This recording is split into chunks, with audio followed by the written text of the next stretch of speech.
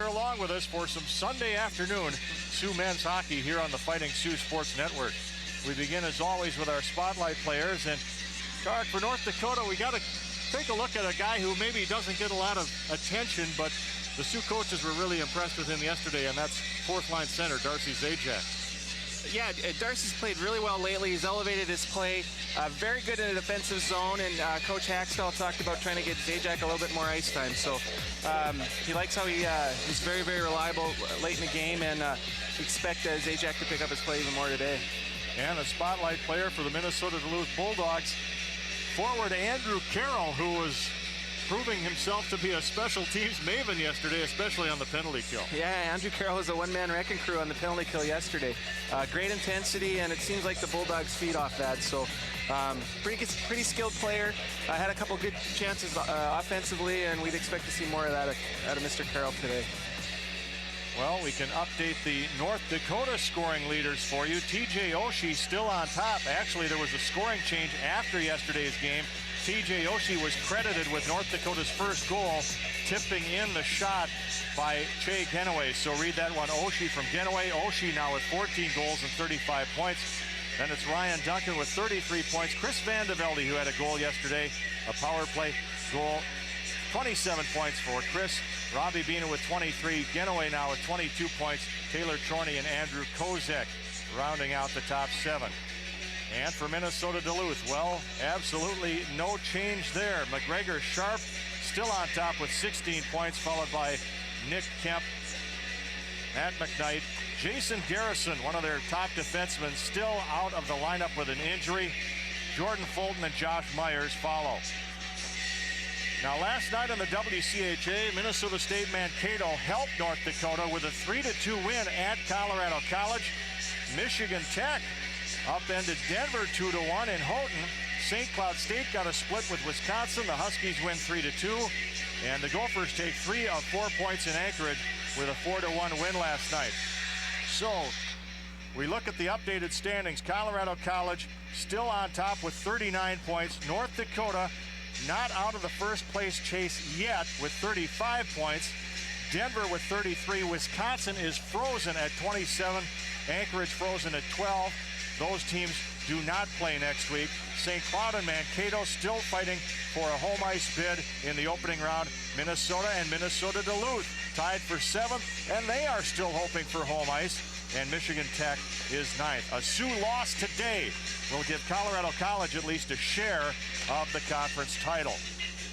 And it's time now for our keys to the game, sponsored by Lithia Motors of Grand Forks. And let's check out the North Dakota keys from assistant coach Dane Jackson. Yeah, Coach Jackson was concerned about intensity. They wanted to see the 60 minutes of intensity this afternoon. UND felt like in the third period they kind of backed off intensity-wise, and the way Duluth played in the third period, a big concern was 60 minutes of intensity. Turnovers, too many turnovers in the third period, according to Coach Jackson. When they get an opportunity to clear the defensive zone, they got to bear down and make sure the puck comes out. And then the third thing that Coach Jackson mentioned was playmaking, and UND's playmakers have to continue to make plays. And for head coach Scott Sandelin and the Minnesota Duluth Bulldogs, here are Sandy's keys. Yeah, Coach Sandelin, he's not pulling any punches with number one. They got to score a goal, and bottom line is you need to score goals to win games, and you know, it's not like they're pretending that streak's not there. They're addressing it. They need to score a goal. Second thing was to avoid penalties. Felt like they dodged a bullet or two with putting UND on the power play as many times as they did yesterday. Wants to stay out of the box. And third thing was just to play like they did in the third period. They took a lot out of their play in the third period, and they hope to continue that here this afternoon. Duluth has not scored a goal in 181 minutes, and the Sioux have not allowed a goal in 145 minutes and 32 seconds. Jean-Philippe Lamoureux is back in goal for the Sioux today, making his 57th start in 58 games. His 54th career win yesterday ties him for 3rd on the North Dakota all-time list with Lefty Curran. Now we've got to talk about an injury situation with North Dakota. Freshman forward Evan Trupp was injured in the second period of yesterday's game, and the preliminary report is a broken bone in his left leg. Trupp is on crutches They'll know more when they get home, but it certainly doesn't look too promising for Evan. No, obviously a very promising freshman. Evan's contributed a lot here recently, and obviously they're going to lose Evan, but they're also going to have to juggle the lines a little bit. So, all right, we'll be back with the start of the game on the Fighting Sioux Sports Network. There are our officials, Brian Thule, the referee, assisted by Brad Shepard and C.J. Burline. North Dakota wearing the black ice road jerseys today. Jean-Philippe Lamoureux played in his 100th career game yesterday in goal. Got his 9th career shutout. A win today would be his 55th career win, tying him with Jordan Parisi for second on the UND all-time list. And Dave Haxtell had a milestone yesterday, his 100th career win as North Dakota's head coach. Alex Stalock starting in goal for Duluth, as he has every game this season. 33 saves yesterday, but taking his 13th loss of the season against 12 wins and 6 ties. And the Bulldogs are coached by Scott Sandelin, the former Sioux defenseman and assistant coach, now in his 8th year. North Dakota leads the overall series with 127 wins. 53 of them have come in Duluth. So we're ready to go here. A big game for both teams. Duluth needs points. They need goals first, and then they need points. And North Dakota puts it into the Bulldog zone. North Dakota starting with T.J. Oshie, centering Andrew Kozek and Ryan Duncan, with Taylor Chorney and Robbie Bina at defense. And here's Duncan on the tape to Kozek. Gets a quick shot off, just missing there. Travis Charlotts wraps it around, and it comes all the way out to the neutral zone. It's a great sign to see Kozek use that big shot of his early on. Again, in this rink, any shot's a good shot. Jordan Fulton on now as Duluth has made a line change. And North Dakota's Chris Vandevelde comes back as the Sioux try to finish their line change. Look at Vandevelde muscle in, and it's off Evan Oberg's stick. Watkins playing it, puts it on Stalock. The save made, out in front it comes, and Michael Gergen takes over for Minnesota Duluth. Gergen flips it in. Jay Genoway there. Ooh, Gergen throws Genoway in, and we'll see if this is a checking from behind as everybody convenes. Oh, Vandevelde gets the sticks up with one of the Bulldogs, Nick Kemp. And referee Brian Thule had the arm up on that one early. Yeah, both teams off to a good start. Lots of pace here. That's a dangerous check. Obviously, both guys going hard into the corner. We'll see what he has for a call here, but and could easily be a major. And Genoway being guided off there by Mark Pullman, the UND athletic trainer. Shay's shaken up a bit. Yeah, I think UND players did a good job. Obviously, they came to the aid of their teammate, but were able to keep their cool, and we'll see what happens here. Officials taking some time to discuss it. Very, very important juncture in the game, obviously, this early on. We mentioned Dave Haxtell's 100th win as the Sioux head coach. We got a viewer email yesterday asking if the 2 games that Haxtell missed because of a suspension count on his record, and the answer is yes. So those 2 wins against Denver do go on Haxtell's record. And Michael Gergen is done. He has left the penalty box and has gone down the tunnel. Yeah, that's a big loss for the Bulldogs. One of their more skilled players is gone off early here today.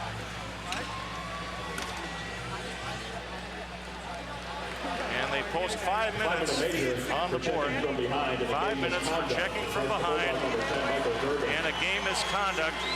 So a huge break for North Dakota here.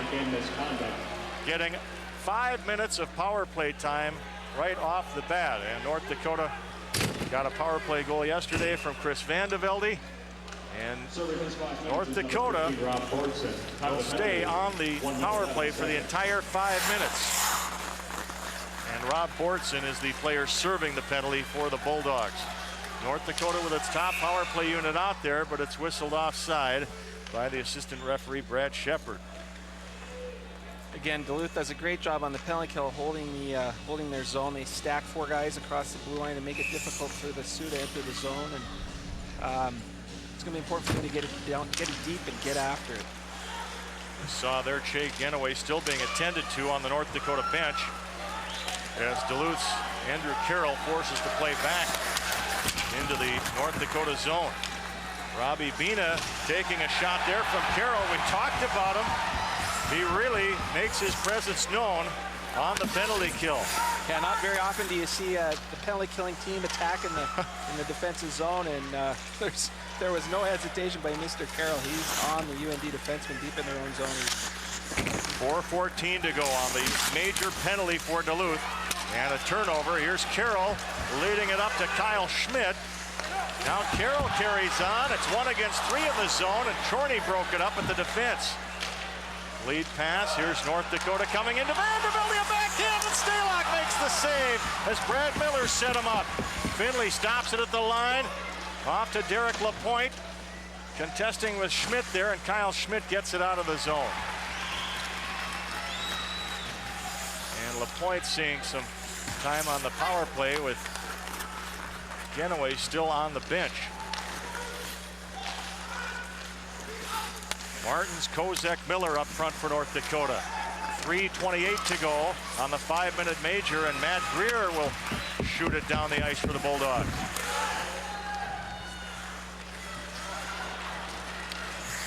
Lapointe, Drew Aiken's got a stick on that.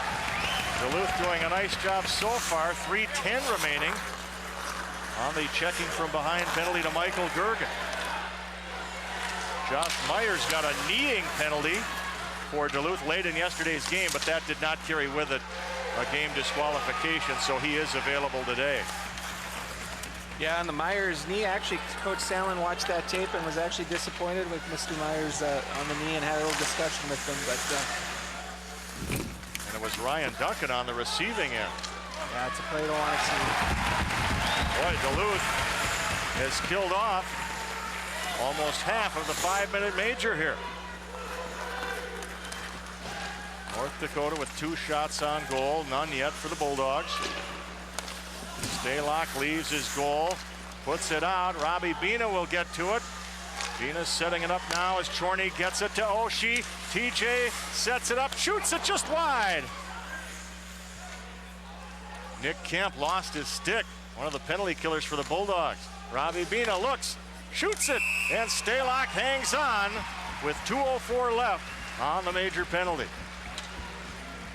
Yeah, Duluth, obviously we expected to see a real desperate hockey team, and they've shown that even on the penalty kill. They're pretty aggressive, and there in the last 20 seconds. 3 minutes into the majors, the first time the Sioux were able to get their power play set up. Looks like they're giving Genoway an ice bag there, but it's hard to see. Our view is blocked by the players sitting in front of him. Joe Finley now, the Washington Caps first-round draft pick, takes aim, shot blocked. Schmidt after it, and he clears it. Penalty time now down to 1 minute 50 seconds. Derek Lapointe, the freshman from neighboring Wisconsin, gets it off to Brad Miller, who's in the lineup today because of the Krupp injury. And Alex Stalock gloves that with 1:38 left on the power play for North Dakota. That second power play unit, pretty simple game plan. Just get it to the point, get it on net, look for a rebound. Joe Finley, nice job. Big, hard slap shot low, got it on net, and created a couple good opportunities there that second unit did. Off the draw, Bina looking things over. Taylor Chorney, 1.5 minutes left on the power play. Duncan has it. Duncan maneuvering. Ryan Duncan off to Oshie. Duncan picks it up again. Bina wants it. He's got it. Bina, the pass blocked. A shot by Duncan, kicked out by Stalock. Vandevelde being checked over there. Trent Palm put it right into Oshie, and Josh Myers clears it. 1:05 left on the major penalty to the Bulldogs. North Dakota with 5 shots on goal thus far. Duncan catches up to it. Oshie tries to knock it down. Comes to Ryan Duncan. Garlitz is on him, and the puck flutters out to the neutral zone. Mike Curry, the big 6'4" winger, chasing Bina there. Jay Cascalenda will wrap it down the ice. 32 seconds remain on North Dakota's 5-minute power play. No goals to show for it yet. And we've got a penalty here on North Dakota as McKnight went down, and an interference call coming up. Yeah, the interference on Duncan there in the blue line. Tried to step out of the way, but kind of got in the way of the Bulldog player, and he went down. And pretty quick call, pretty easy call for the official there, I guess. 5:46 the time, so we'll play 4-on-4 for 25 seconds. And then Duluth will go on the power play as you look at Che Genoway looking down. Still not quite sure what the problem is. Che Genoway was the victim of that checking from behind penalty that ended Michael Gergen's afternoon. Steal by Zajac. Finley right on, and the rebound. Pratt couldn't get it. Finley, a big drive high. Oh, was that powerful. Big Joe's had a great shot. That's his third shot of the game. That's encouraging. I think Joe needs to get the puck to the net because he does have a great slap shot. Well, the Bulldogs have killed off the 5-minute major, and now they have a power play for another minute and 20 seconds. They try to get it out to the point. Evan Oberg just missing the net there. Down goes Finley. Drew Aikens got his stick tied up in Finley's legs. Garlitz off to Evan Oberg, the freshman to Garlitz, a shot! And the whistle blows. A man in the crease is the call. And Finley says, how do you do, to Drew Aikens. Yeah, it looked like the Duluth player just got inside the crease a little bit, and I think officials going to be pretty careful with protecting goaltenders. Had a couple of incidents yesterday, and you know, a lot of times that's, I guess, the official's way of letting everybody know he's going to take care of the goaltenders. Duluth scoreless on the power play yesterday. 7 shots on goal. The Sioux had 14 shots on goal in 6 power play chances yesterday. 55 seconds remain on this man advantage for the Bulldogs, who have been shut out a school record 3 consecutive games. Myers keeps it alive. Zajac whacks it out. Here's Ryan Martins now, killing off more penalty time, and 38 seconds remain on the penalty to Ryan Duncan. Only the 16th penalty on Ryan this year. They set it up. The pass behind Carroll, though. Andrew Carroll looking for Fulton. Finley's all over him. Taylor Chorney tried to clear it. That hit his teammate Ryland Kipe, who then clears it himself. Stalock quickly turns it ahead to Fulton. Nick Kemp, now it's whistled offside with 11 seconds left on the Bulldogs power play. Yeah, pretty good job by the Sioux on the penalty kill there, just keeping the Bulldogs to the outside and tracking down loose pucks and getting the zone cleared, and that's that's obviously the key to the penalty kill. Dave Haxtell looking down. Dr. Greg Greek, the North Dakota team doctor, is still checking on Che Genoway over there. But Che, as we said, sitting down behind the front line of players, so it's tough for us to see exactly what they're looking at.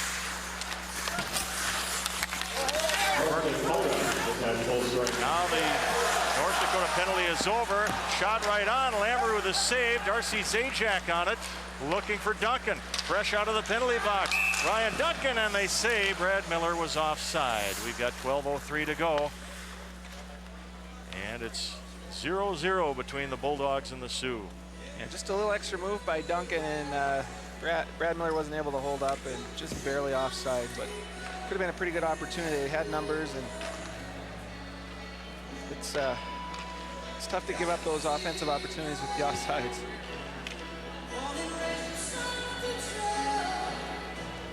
Darcy Zajac on this draw with Drew Aikens. North Dakota coming in with 22 wins overall, 8 losses, 2 ties. Duluth is 12-13-6. Puck comes in off the stick of Brad Miller, playing on a line with Radke and Zajac, but now Duluth comes back. Mike Curry trying to get around Bina. He uses his size to get the edge. Loose puck, Bina takes over for North Dakota. Robbie Bina has quite a cheering section here today. A lot of family in the stands. Zajac tried to save it, but Curry brought it back out.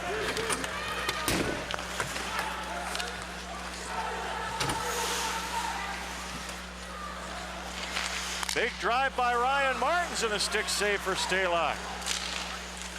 Trying to keep an eye on that Genoway situation. LaPointe again puts it right on the stop by Stalock. This is the Fighting Sioux Sports Network.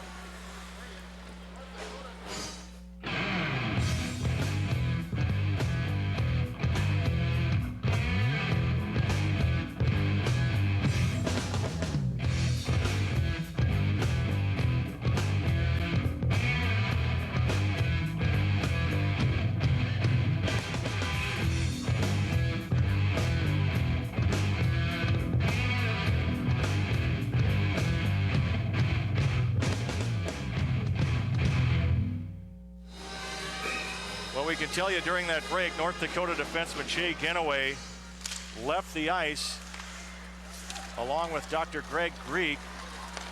Shea skating on his own, but looked like he had ice on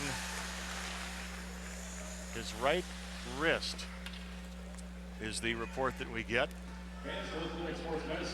Well, that's tough. I mean, Duluth loses a guy on the checking from behind, and then looks like North Dakota has lost Jay Genoway. We don't know for how long. Yeah, that's obviously a big part of the Fighting Sioux offense, and great little player.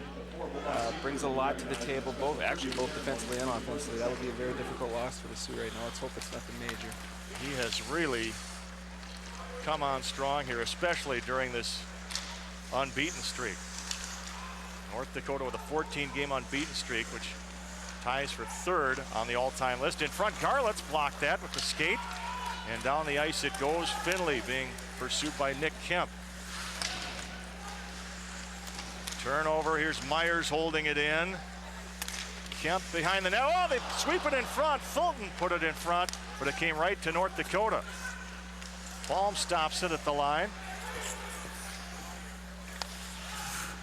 Looking for Fulton there, and it went down into the Sioux zone. 8-3, the Sioux have the edge in shots on goal here.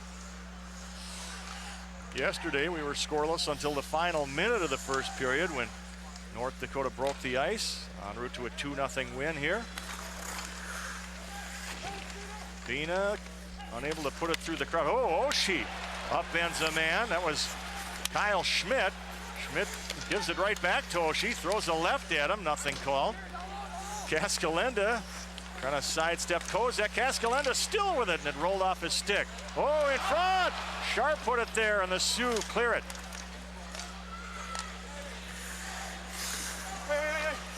That's part of Oshie's game that we don't talk about a lot. He can add a real physical element, and extremely strong on his skates, and I think a lot of times the other team's not expecting him to come in and finish checks, but he does it often. We'll talk about TJ Oshie with a feature in our second intermission. First intermission, we'll have a feature on UND goalie Aaron Walski, who got a shutout 1 week ago in his first career start. That doesn't develop for Duluth, and Duncan will tap it in as North Dakota will make a change. Ryland Kipe, Chris Van de Velde, and Matt Watkins come on. Nice play by Kipe to stop it at the Sioux line. Garlett's put it past Bordson. And we've got a stop in play. We'll be back on the Fighting Sioux Sports Network. Of all the people in the world, there's only one you, and you relate to the world in your own way. The information you gather, the stories you share, the connections you make. Quest connects you to what matters, your way. We help you build a customized bundle with the quality services you need at a price that's right for you. Consider a bundle with a local phone package and broadband for as low as $57 a month. Call today for a free account review. Let us help you build your bundle. That's our spirit of service. 8:45 left in this scoreless first period. Also coming up in our first intermission, a live interview with former North Dakota defenseman Ian Kidd, who now lives here in Duluth, Minnesota, has been here for a long time. Watkins plays it back to Jones. Once again, North Dakota without the services of Che Genoway. Shaken up when he was checked from behind as Michael Gergen was DQ'd from the game. Sioux unable to score in a 5-minute power play. Watkins gets it out. Oh, Zach Jones couldn't hang on to it. Travis Garlitz now for the Bulldogs. Off the stick of Bortz and turnover to Jones. They slap it back and forth. Curry gets past Jones.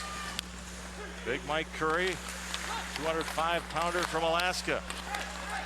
They set it up in front, looking for Curry. His shot thwarted. Now Myers rings it around. Brent Palm closes in. Fulton in the corner. Back to Curry. Did not suit up yesterday, Curry. Palm, a long shot, and Lamoureux, with a couple bodies in front of him, makes the stop. This is the Fighting Sioux Sports Network. At Lithia Chrysler Jeep Dodge of Grand Forks. Sioux fans aplenty here in Duluth, Minnesota at the DECC, the Duluth Entertainment and Convention Center. Tarek Howard learned a new fact yesterday as Radke puts it out of play. You never knew what the DECC meant until yesterday. We want you to stay with us during the Grand Forks Welding and Machine first intermission for first period highlights, a feature on UND goalie Aaron Walski, and a live interview with Ian Kidd. So you just thought they named the arena the DECC? Yeah, you know, it's kind of a deck. DECK, is that what you thought, like a port here on Lake Superior? Right, the water's out back. That's what I thought it was the deck. Pat, you're teaching me a lot here in the last few weeks. I don't know whether to be honored or insulted. Well, the Sioux nearly had a chance there, but Zajac had to scurry back on side. Now Duluth takes over. Glad to be of help, partner. Yeah. We try to be educational here. Andrew Carroll trying to fight off a check. And Miller takes over from Zajac, who was checking Carroll. Cascalenda and Zajac bump as they pursue the puck. Down goes Chad Huddle, number 26, suiting up today. Did not play yesterday. Loose puck behind the net. Huddle picks it up and throws it ahead. Here's Fulton getting thrown to the ice by Joe Finley. Fans getting itchy here, chanting "Let's go Bulldogs." We had a sellout crowd yesterday of 5,356. Oshie, Kozek, and Duncan are on the ice now. Talked to Bruce Siskey, the radio voice of the Bulldogs before the game. He said he called John Davidson last night. Here's a chance. Oh! Off the post for Schmidt. Yeah, great chance for the Bulldogs there. Obviously, that was Schmidt walked right in and put it off the crossbar. Siskey said, I called the president of the St. Louis Blues, John Davidson, urged him to sign TJ Oshie immediately. Here's a chance as North Dakota's Kozek came in, but was stopped at the defense. I don't think they need much urging. St. Louis is extremely high on Mr. Oshie, and you could expect to see him in St. Louis jersey sometime soon. Well, a couple of WCHA players have turned pro early this season. I guess you can't blame Siskey for trying. Opponents are tired of seeing TJ Oshie. There's no question about that. Yeah, he's a special player, obviously, and you know, the other coaches all recognize that. Lamoureux sets it up here as Robbie Bina dishes to Jones. He's taken out. Once again, the Sioux playing a 5 defenseman rotation with the injury to Genoway. Martins taps it up. Pass was behind his teammate, Fratton. We've got a penalty here on North Dakota as Stalock leaves his goal and heads to the bench. And Malone upends one of the Bulldogs over there. And we'll see how many penalties there will be. Just one, and it's a hooking call. And Ryan Martins just... We'll take a break on the Fighting Sioux Sports Network. Cold weather is here. That means snow and winter driving conditions. Get to Home of Economy for quality brand name tires that grab on. Keep you and your family safe as you travel. Our Primewell 40,000-mile passenger tire starts at $43. And for your pickup or SUV, our Peerless White Track Baja all-terrain tire starts at $77. Then trust Durastart for a perfect start even in the coldest temperatures. Our 12-volt battery with 1,000 cranking amps is $54.99 with exchange. For the guaranteed lowest prices for being ready for winter, turn to us, your tire and battery headquarters, Home of Economy. Ryan Martin's off for hooking for North Dakota. 1:46 left on that penalty. Duluth on the power play for the second time. And it's intercepted by Matt Watkins, and a shot right on to Alex Stalock. 1:34 to go on the Duluth power play as Rob Fortson takes it in. They get it to McKnight. Across Myers in front. Aikens. And the Sioux break that up with Duncan. Myers again. Oshie after him. Now they dish it off in front. Aikens' shot blocked at the side of the net by Lamoureux. McKnight with it. 1:10 to go on the penalty time. Oh, Carroll hammered into the plexiglass by Joe Finley. I think Joe woke up a little ornery today. He's really throwing his weight around out there. That's always a good sign for the Sioux. Joe, when he plays a physical game, he's a pretty intimidating player for the Sioux. 50 seconds left on Ryan Martin's minor penalty. Down goes Nick Kemp. Evan Oberg steps in. Kemp with it. He lost it. And Zajac will dump it down the ice. 35 seconds left on Ryan Martin's hooking penalty.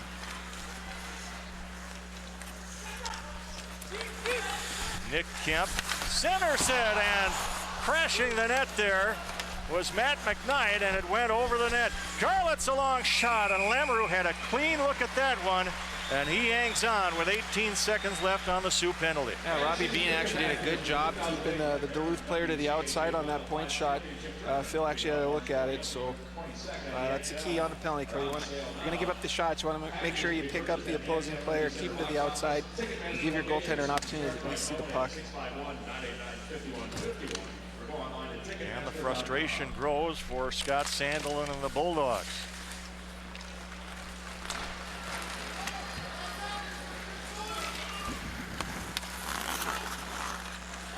"198 minutes of scoreless hockey for Minnesota Duluth." Penalties over. Martin's back on for North Dakota. Garlett stops it, puts it right on, and Lamoureux makes another save with 2:44 to go. Yeah, again, Duluth, pretty good job on the power play there at the end of the power play. Nice job rotating the puck, just getting it to the net. Nice, simple game, and so far the Sioux defense has done a great job of allowing Lamoureux the opportunity to see the puck.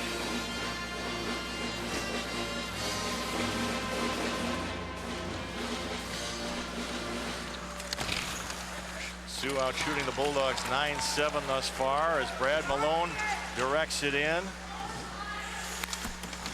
Huddle rings it around to Aikens. Batting it down at center, Jones. And offside. The call here with 2:27 to go. Scotty Sandelin, you have to feel a little bit for him, Tarek. He's an old teammate of yours. And even though he is with the opposition now, you want to see him do well, but maybe not against North Dakota. No, yeah. I think they're my second favorite team in WCHA, but you know, he's okay with, you know, how they're playing, and you know, like he said to us before the game, he'd be a lot more concerned if they weren't getting shots, but they are getting opportunities, and you know, it always turns. So no, it's not that the effort hasn't been there. Yeah, they've actually played pretty well through this stretch. I thought they played very well last weekend against CC, and you know, so far this weekend, they're pretty happy with their play here too. Big drive by Zajac, and reaching out to glove that is Stalock. And a little high stick after the play between Zajac and Palm, and that is stopped immediately with 1:58 to go. 10 shots on goal now for North Dakota, 7 for the Bulldogs. Yeah, and one thing with Duluth too, it happens to UND all the time, but they lost obviously a couple of pretty good players that are now at big parts NHL teams. Matt Niskanen and Mark Raymond. both doing very well. Niskanen with Dallas, Raymond with Vancouver. So when we put those two guys in this lineup, it's a whole different team.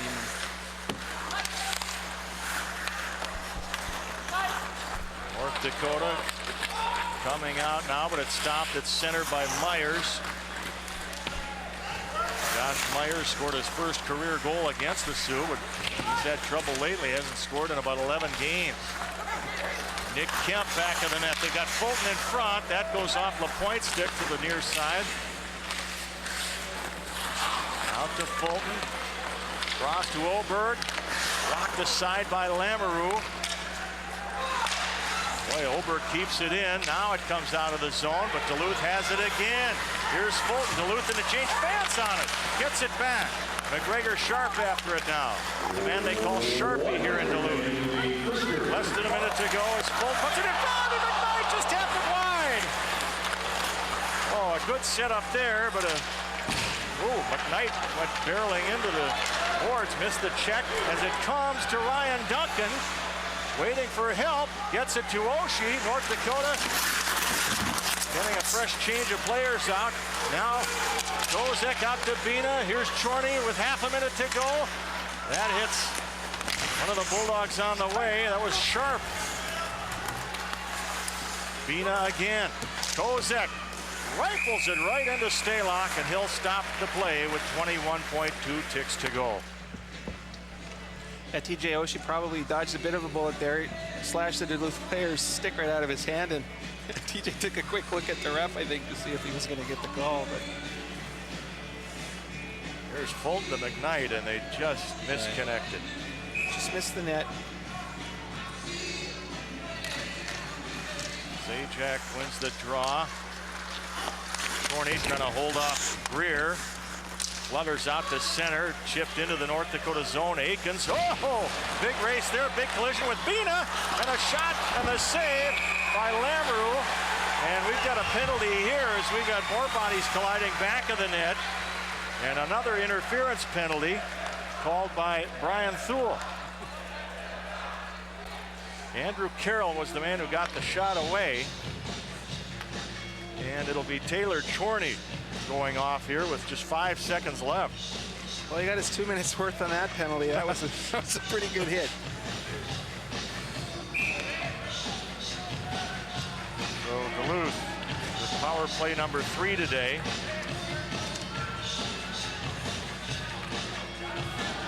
The opposite of the situation yesterday where North Dakota had 3 or 4 power plays in the first period, and the Sioux clear it, and that will do it.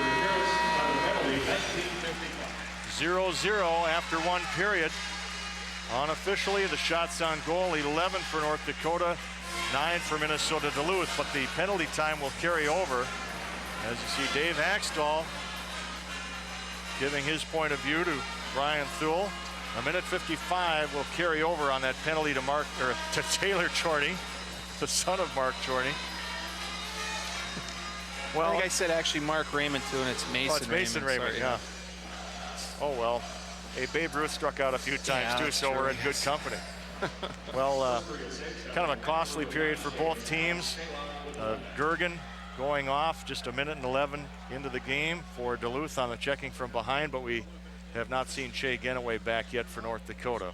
Yeah, actually big losses for both teams. You know, Gergen is a key part of the Duluth squad, and obviously Genoway is a huge part of the Sioux team as well. So hopefully Che's not hurt badly, and we'll see him here the rest of the game. But pretty good period of hockey. I thought Duluth played very well. We expect to see a desperate Duluth Bulldog team, and we have. They've got the throttle pushed right forward, and really a very good first period, I thought. Duluth on the bubble in the national playoff situation, and North Dakota 4th in the pairwise coming into this series. Well, we will head to our first intermission, and when we return, a feature on North Dakota goalie Aaron Walski and a visit with former Sioux Ian Kidd on the Fighting Sioux Sports Network. Cats, and he had played only parts of 2 regular season games with the Sioux. But last Sunday, Walski got his first collegiate start against Bemidji State, and he responded by making 13 saves and recording a 1-0 shutout of the Beavers. Yeah, obviously it felt very good. It'd been 3 years since I've had that opportunity, so a lot of work and things like that in between, but definitely felt good to get out there and battle with my teammates. You know, I was a little bit nervous. I mean, it's always kind of tough when you haven't played that long, but you know, I was excited and I just wanted to go out there and make the most of my opportunity. You know, I just kind of try to stay in it minute by minute, stay focused at all times, and you know, the guys, they played unbelievable in front of me, only allowing 13 shots. It was just entire defensive effort, so it was just a great team win, and glad we could keep our streak going. It'll be a day that I'll remember the rest of my life, but we got some bigger challenges ahead of us, and that's what our team is focused on right now. You know, I felt like I might have proved a little bit to my teammates and things like that, but it's not like it was any kind of an unbelievable performance or anything like that. So, you know, it was one game, and you know, if there's more, hope that I can prove myself there. I think it was huge for our team, for us. We've, especially our class, has seen Wally and how hard he's worked over the last few years, and I think even for us, we've been itching for him to get a chance to get a start because we know what he's capable of. We see it every day in practice, and it was kind of a relief for us to finally, you know, see him get out there and get to show everybody that he's a heck of a goalie too. And I think everybody kind of raised their game to another level for him, tried to help him out as much as we could, but obviously he showed that he doesn't need much help. He can win a game if he has to. A lot of people have been like us. They've kind of been waiting to see the right time for him to get his chance, and they know that he's a good goalie. He's a kind of a local kid. He's from Fargo, but still he's played a lot of hockey in the Grand Forks area, and people have had a chance to see him play some big games, the game in the state tournament where he had 70-something saves, and they know what he's capable of, and I think everybody from around here is pretty excited to see him get his chance. Wally's obviously worked very hard and has improved his game a lot since he's been here, and definitely deserved to start, so I was more than happy to see him play, and not only that, play well and get a win. I thought he looked very sharp. I mean, he got him, did everything he normally does on a game day and got himself ready to play a game, and looked very solid, very calm. I thought he played very well. I guess it was a little different just because, you know, Phil's been so great for us all year, but, you know, you look back there on some of the big saves that Wally made, and, you know, it looked like it could have been Phil in there, making saves that Phil makes all the time. So it was great to have him in there. We were all very excited, and we played hard for him. Getting in the net and not having played in game action or starting a game for a couple of years, it's tough to jump right in and play the game with poise. And I thought that was the number one thing, that he stepped into the net immediately. I thought he had great presence. He had great poise. He made 3 or 4 very good saves throughout the day. He made all the other saves that he's supposed to. And again, just coming back to the poise that he played with, right down to, you know, I thought his communication with his defenseman, you know, his ability to move the puck, you know, to his defenseman and set it up for his guys back there. Right from that through stopping the puck, whether it be routine saves or the 3-4 big saves that he made, I thought he did everything with great poise. I honestly, I couldn't have a regret. You know, being able to put on a Sioux jersey and be a part of this program makes me have an incredible amount of pride. Well, Coach Hackstall said early in the season he wanted to give Walski a chance, and now he knows what the junior can do in a full game. We're very pleased to have with us former Sioux defenseman Ian Kidd. He played at UND from 1985 to 1987, played on that national championship team. If you're old enough to remember that music video, Heavy Metal Hockey, you remember the line, Ian Kidd wants to go to Detroit too. Well, he did go to Detroit that year, got a national championship, but he wound up here in Duluth, Minnesota. How long have you lived here, Ian? You know, we've been in Duluth now for about 12 years. We moved here, we opened up a small business, and it's a great place to raise kids. And I understand business is doing well. You're in the, what, bakery business? I'm in the bakery business, and unfortunately I have to sample everything, make sure it's sellable, and I've had quite my fair share. Well, let's get a plug in for it. What's the name of the place? It's a franchise called the Great Harvest Bread Company. Kind of a unique place that we just make bread from scratch every day. Kind of no additives, no preservatives, and good product. Now, is it one store or several just stores? One. Just small one. business. Where and, is it? It's located off of Superior Street here, right in Duluth, down by the water. Okay. So we get a nice view every morning, 4 a.m. I'll bet. Now, I wanted to ask you, too, that you used to coach a little high school hockey here, but you're not doing that anymore? I did. This is my first year away from it. My wife went back to school to get her master's. So then I kind of decided I'd free up some time and take care of the kids and run them around while she was taking care of school. What schools? It was Marshall High School. They've been very successful. I was very fortunate to go to the state tournament 4 times with them, and they just won their game on Wednesday, and they're going to be going back. So I guess it wasn't me. Ian, you were telling us you still follow the WCHA here with partial season tickets. You get to see about half the game. Yes. You know, I come every Saturday night. Obviously, this weekend I made it both nights. It's always fun to come back and see the boys, and I still feel a part of it. But you also get to Grand Forks on a regular basis, you said. I do. I try to get up there at least once a year, every now and then too. Go up and enjoy myself, watch some great hockey in a wonderful arena, and then I usually head back and, you know, licking my wounds. Well, Ian, you know, we ask a lot of the ex-players, what's your greatest memory? I mean, for you, it would have to be simple, wouldn't it, that 87 championship? Best year of hockey in my life. It was just an unbelievable year. I had great success personally. Obviously, the team had great success. And just the unity on the team, the camaraderie. I mean, I still talk to a lot of the guys, and always look forward to seeing them. It was a great year. Well, Tarek Howard, I heard you set him up, your old teammate. You helped him out with some accommodations here. That's good. You guys sticking together. Yeah, exactly. So I get to talk to him a couple times a year, and glad to hear you conned him into coming. Have you been to see Tony Herka's coach yet? I haven't been able to see Tony, and actually my wife is from the Milwaukee area. So, but I just haven't gotten down there, and I hear he's doing well. Yeah, it's a brand new team there, and starting it from the ground up. That's got to be a tough one. Yeah. Well, listen, Ian, you know, our guests receive an Italian Moon gift certificate. You know the Italian Moon in Grand Forks, best pizza in town. Exactly. I can't forget that place. Next time you're in town now, you know where to go. Well, thanks very much. Appreciate it. Good to see you. Good to see you again. Right. Ian Kidd, former Sioux defenseman, and we'll be back with Ian's ex-teammate Tarek Howard as we check the first period highlights on the Fighting Sioux Sports Network.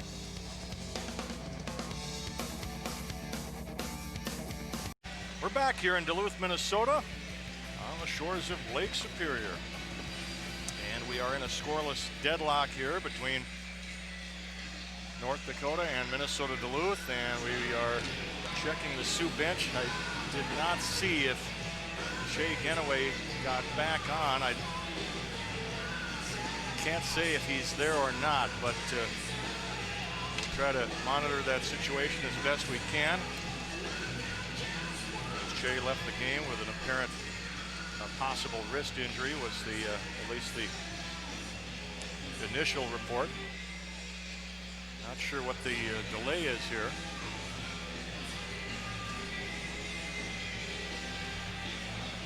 But we can tell you that the Sioux basketball teams finished their regular seasons yesterday with wins at home against Duluth.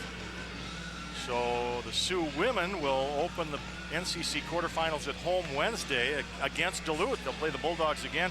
The Sioux men will open the playoffs at South Dakota on Wednesday.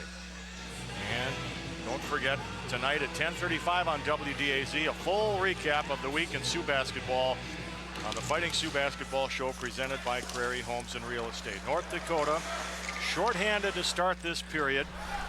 Taylor Chorney still has 1 minute 46 seconds to serve on his interference penalty. Aikens and Finley. Ooh, Finley sidestepped him, and Aikens went flying, kept in at the point. Oh, right on, a stick save. Aikens trying to jam it in. He can't. Rob Bortson losing it to Bina, who whips it down the ice. Yeah, actually a pretty good opportunity for the Bulldogs right away there. Phil had to hold the post. They got a couple shots at it, but good job by Lamruto holding on to that post. 1:10 to go on the North Dakota penalty. Myers, not much on that shot. Duncan on it, and he clears it for the Sioux. Duluth making a change on the fly here with 55 seconds remaining on their power play time. Pass was behind Kemp. Shot in nonetheless by Matt McKnight. LaPointe there. Fulton will get to it. Oshie unable to clear it. Now LaPointe clears it past Oberg. Stalock will leave the net with half a minute to go on the Chorney minor. Oberg took a tumble. He's way behind the play. Here's Garlitz just missing with his shot. Oberg catches up to the plate, keeps it alive once, twice. Big Mike Curry now. Sioux finally clear it. It was Oshie while falling, getting it past Oberg. And there are just 5 seconds left on Shorney's penalty. North Dakota has killed it off Duluth. Now 0 for 3 on the power play. Brad Malone watches Zajac go by. Tried to get it off to Miller. Malone holds it in. Bouncing puck. Aikens reaches. Can't clear it. Miller. Malone. Zajac in for it. Tough angle shot blocked aside by Stalock. Big pile up over there. Malone tries to pull it out of the pile. Now it comes to Bina. He'll rip it around. Zajac with Palm on his back. Forced back to Zajac. Darcy. Now Miller. Big drive for Joe Finley and a glove save for Alex Stalock. With 17:15 to go and we're still scoreless. Yeah, that's a great shift by Zajac's line. They did a nice job of cycling the puck. Really managed the puck well, controlled it. And Miller made a nice little touch pass to the point. Got a good hard shot from the point on. So, you know, Coach Axe will be real impressed with that shift. And just like yesterday, getting really good play out of that fourth line, and that really helps down the road. It's been one of the trademarks of this 14-game unbeaten streak. A lot of people contributing. Van de Velde holds it in and through a screen. Stalock had to make a pad save. Duluth finally gets it out to the freshman Rob Bordson. Carrying on Fulton, and we've got a penalty here for tripping as Van de Velde was sent flying. The Duluth fans don't like it.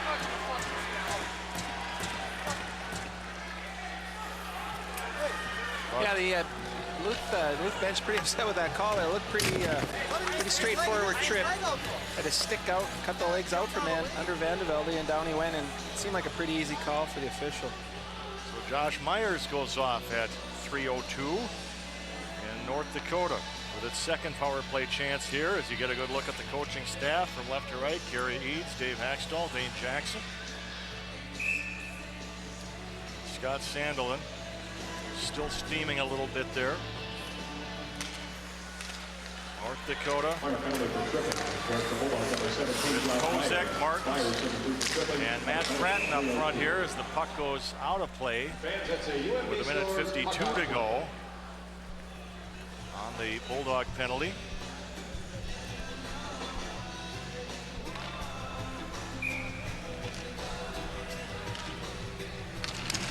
Set to go now, and it comes back to Evan Oberg. 12 shots for North Dakota, 10 for Minnesota Duluth. Here is Fratton off to LaPointe. Finley takes aim. Oh, big save, loose puck. They try to knock it in, and Stalock pounces on it as Martins was doing his best to pop it in. Yeah, nice job again by what would be the second power play unit. Very simple game plan. Point makes a nice play over to Finley. He has his head up and he uses a wrist shot this time, and he's got a great wrist shot, and it's a difficult shot for Stalock to handle the rebound, and there's a scramble in front. So great job by that second unit. Minute and a half to go on the Sioux power play. Bina put it wide. Duncan off to Oshie. Chorney and Bina at the points. Van de Velde also on this #1 power play unit. TJ. Oh, that clanks off the post and goes out of play with 1:17 left on the Sioux man advantage. Yeah, Chris Van de Velde in front of the net causing all kinds of problems. And Oshie with his head up. Had obviously Stalock beat, but just put it off the crossbar. So they'll face it off outside the line. Look at TJ's numbers, 12 points in his career in just 3 seasons against Minnesota Duluth. We asked him Wednesday of this past week if he has favorite teams he likes to face, or does it just work out that way? He said, hey, it just works out that way. Yep. Luck against some, better luck than others, and that's offside. I think he's probably got pretty good stats against everybody. 1:05 to go. Oshie yesterday scored the 15th game-winning goal of his career, and that ties him with Brandon Bochenski for second all-time at UND. Mark Taylor holds the record of 18 game winners between 1976 and 1980. So the Sioux have 1 minute left on their power play here. Greer applying the pressure as Chorney retreats behind his own net. If you weren't with us yesterday, this is a short rink, 190 by 85 feet, 10 feet shorter than a regulation rink in the NHL, as they have at Ralph Engelstad Arena. Chorney looks, lets it go, stick save, Vita shot, and that's blocked by Greer. Loose puck, Oshie. Oh, Garlitz looked like he was holding his stick. He was. Nothing called there. The Sioux bench was up in arms. He had a hold of his stick. DJ was going one way, wanted the stick to go the other, but it was being held. 13 seconds left on the Duluth penalty. DeMeyer. Curry brings it out. Maybe time for one more rush here with 4 seconds left on the penalty, but Finley pokes it off Curry's stick. Bulldogs back at full strength.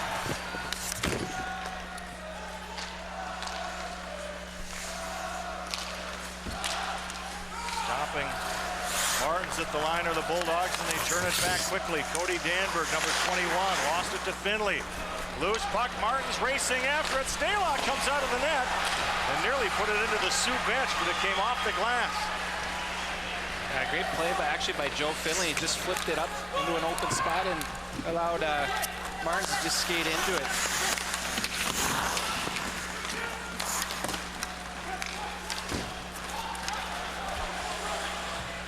Into the corner, Kozak and Myers.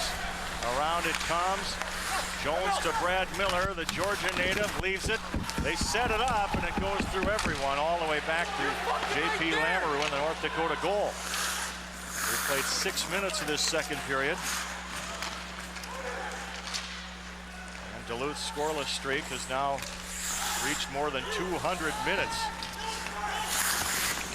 181 minutes coming into this game, and we've played 26 here so far.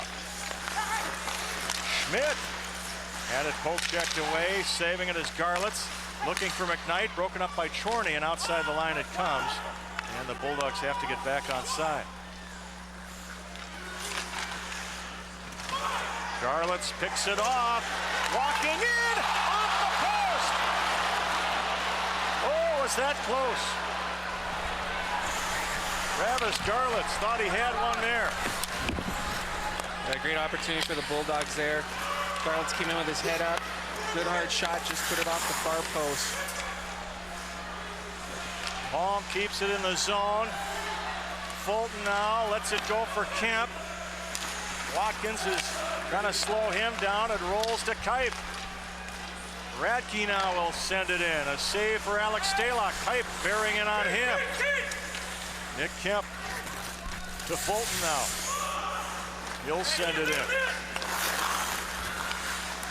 Finley to Kipe, the Sioux captain. Up ahead, here's Watkins. Shot deflected high off the glass, and the net comes off its moorings with 12:30 to go. You're watching the Fighting Sioux Sports Network. At Lithia Chrysler Jeep Dodge of Grand Forks, we're bringing you a better way to buy. With Assured Cars and Trucks, you're in the driver's seat. Every new and used vehicle we sell has a low price clearly posted, so it's easy to shop. Like a new 07 Jeep Liberty Sport 4x4, just $17,999 with 3 in stock to choose from. But that's just the beginning. With Assured, you're in complete control. Let us show you the difference today at Lithia Chrysler Jeep Dodge of Grand Forks. Travis Garlitz had plenty of time to walk in and just hit iron on that one. Yeah, Lamoureux was well out of the net, so I'm sure Mr. Lamoureux would tell you, well, that's all I gave him. Not a lot to shoot at there. Well, the way he's been playing lately, who would doubt him? That's right. Well, we got a penalty here on Jordan Fulton. Yeah, he just interference. He took Vanderbilt right into the net. So North Dakota with its third advantage of the game. Shot right on by Bina, stopped and cleared by the Bulldogs. And I didn't get the time of the penalty, but anyway, you've got 1:33 left on it. Oshie barrels hard into the board. Van de Velde and Carroll battling for the puck. Oshie in there as well with Jay Cascalenda, number 14 in white. Out to Bina it comes. Taylor Chorney to Robbie Bina. Now Duncan on the backhand, directs it to Van de Velde. 1:05 to go on the penalty time. Oshie, Chorney, Taylor lets it go. Whistles just wide. Here's Duncan with it. Ryan Duncan, now Chorney, now Oshie. Oh, a tough angle shot, and making the save, Stalock, and then pouncing on it with 51 seconds left on the Bulldog penalty. Yeah, good puck movement there by the Sioux power play. Results in a good opportunity. Stalock had to be sharp, kind of a behind-the-back attempt by Oshie, but Stalock was able to track down that rebound and cover it for a face-off. Shea Genaway still unavailable to the Sioux after being shaken up. Finley's shot blocked by Matt Greer. LaPointe unable to hold the zone. Here come the Bulldogs. Miller tying up Aikens, who puts it back in the net. 32 seconds remain on Jordan Fulton's penalty for the Bulldogs. Ryan Martins with a head of steam dumps it in. North Dakota making some changes as Darcy Zajac comes onto the ice. Nice play by LaPointe to stop it. Here's Kozak. Greer, though, in for the Bulldogs to take it over. Mike Curry barreling in. Curry got sandwiched there by a couple of Sioux players, and there will be another penalty here for holding against the Sioux. LaPointe's going to go for a hold. Curry did a good job just keeping his feet moving and driving to the front of the net, and if you do that, good things usually happen, and it forced LaPointe to get a hold of him. So LaPointe goes off at 9:26. You've got 4 seconds left on Fulton's penalty. So in just a second here. Oh, Myers the shot as the Bulldogs come back at full strength for another 1:51 seconds here. 4th power play chance of the day for the Bulldogs. Bordson had trouble with it. McGregor sharp to Bordson, the hometown boy from Duluth Marshall. Drew Aikens, number 8. Out to Myers. Here's McKnight, the captain of the Dogs. Myers sends it off to Aikens. It goes right through him. 1:26 to go on the penalty time. Got behind Myers now. Robbie Bina will reach out and fire it right back to the Bulldog end. 1:13 to go on the penalty. Fulton lets it go. Save Lamoureux. And cleared by Finley. 17 shots on goal for North Dakota, 14 for Duluth, as Martins eats more time off that penalty by sending it to the corner. Ryan Martins, Darcy Zajac up front on the kill here for UND. Fulton. Around Chorney to get the puck. Oh, and laying him out was Finley. Oberg off to Collins, right on Lamoureux, the save. And maybe a quick whistle there as Finley gives Jordan Fulton what for after the whistle. Yeah, Joe with another big hit behind the net. That is a solid body check.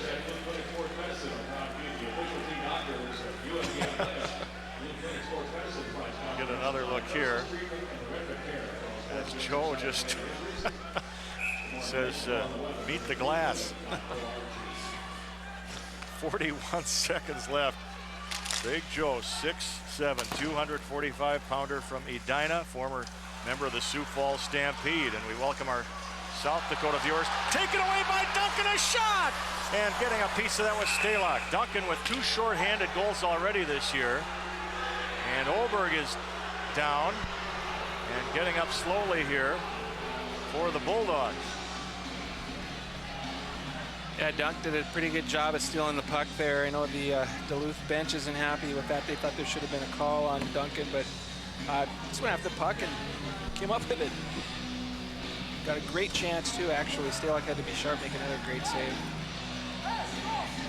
Sioux have 3 shorthanders this year. Oshie has the other one. 29 seconds left on Derek LaPointe's holding penalty.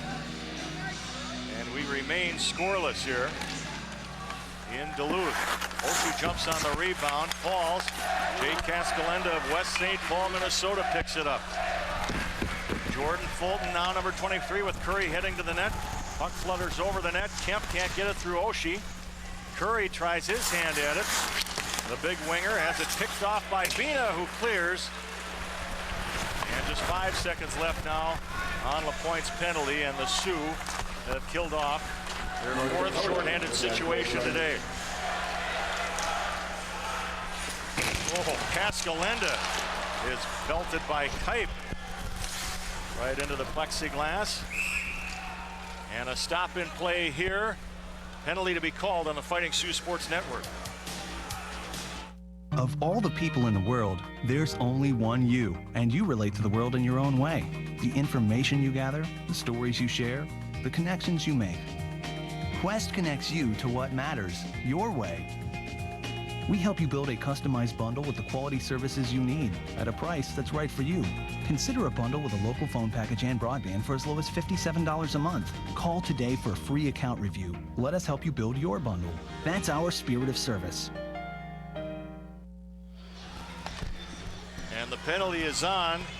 Minnesota Duluth winger Matt McKnight, their captain, apparently getting a 10-minute misconduct here. So the teams will remain at full strength. Yeah, the ref, I think, is done listening to the Duluth bench. He's had a discussion with the coaching staff and didn't hesitate at all there to throw Mr. McKnight in the box for 10 minutes. Costly penalty for Duluth, actually. Second-year captain, one of their leaders. So I'm sure Coach Salem won't be excited about that call. So McKnight off for the rest of this period and the first part of the third, but it will not be a shorthanded situation for the Bulldogs. North Dakota comes in with Miller, off the stick of Stalock. And Veldy throws it right to Carroll. Andrew Carroll, another former Sioux Falls player in the USHL. Along the boards, Ryland Kipe will golf it down. Van de Velde hustling after it, but it's icing with 7:33 to go on the Fighting Sioux Sports Network.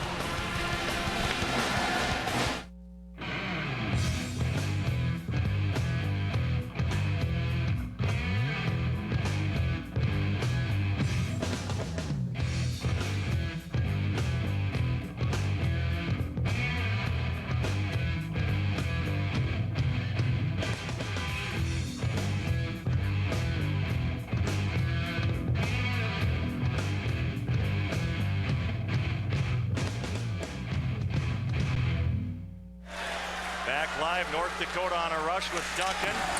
Stalock uses the stick to direct that to the corner. Oshie throws it, and Duluth comes up with it. Kemp feeds across Kyle Schmidt. Schmidt, shot blocked by Finley. McGregor Sharp couldn't control it. Oshie now, hit by Kemp. TJ just bounces off that. Kemp gives him another bump after TJ made the pass. He likes to frustrate people. Yeah, he does. It's, you know, a part of TJ's game. He doesn't usually get talked about a lot, but again, very physical player, and he'll go out of his way to put a big hit on a player. Problem with that is they're always keen on TJ anyway, so he gives them a little extra incentive at times when he plays the body. So it's kind of a fine line. Well, as a matter of fact, we'll hear from TJ Oshie during our second intermission about that very topic, about all the abuse he puts up with and all the things he has to fight through. Also visit with Kevin Pates, the longtime hockey writer for the Duluth News-Tribune. He'll bring us up to date on the arena situation here as the DECC, it's not official yet, but they hope to get some state money for some renovation here, which is long overdue. This facility opened in 1966. They call it the Hoosiers of the WCHA. Old-time hockey feel to it. Curry crashing in with Finley, couple of heavyweights there. Kyle Radke, number 26, gets it out of the zone. But back come the Bulldogs with Fulton. Now Curry tried to feed it through, breaking it up. Bina. Miller and Zajac come back. Brad Miller. Palm checks it away, and Trent Palm starts the Bulldogs on a rush. Mike Curry with it. Curry dumps it off. Myers, shot blocked by Bina, and cleared aside. Drew Aikens in there. He scored 2 goals in Duluth's win over the Sioux in November, back in Grand Forks. Aikens in front, and it went off the stick of Cody Danberg. They never got the shot away.